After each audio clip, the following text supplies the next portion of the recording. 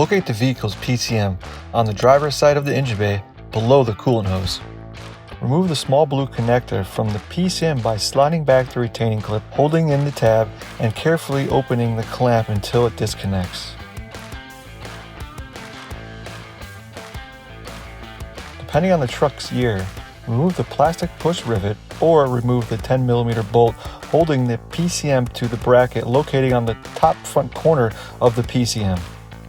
Keep the rivet or bolt to ensure the PCM is secured when reinstalled. Disconnect the other two connectors by sliding in the green clip, pressing the tab in, and then opening the clip until it disconnects.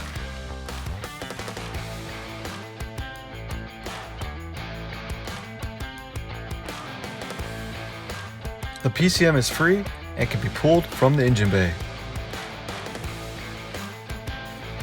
Ensure the PCM is oriented so the circular protrusion is on the top side and the connector slots are vertical.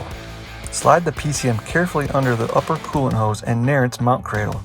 Plug in the long connector furthest from the front of the truck.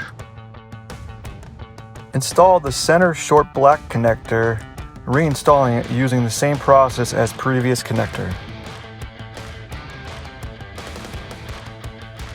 Make sure the PCM is seated in its cradle, and then the third final connector may be reinstalled. Afterwards, reinstall the 10mm bolt or the plastic rivet if possible. You may now plug in your device to the OBD2 port.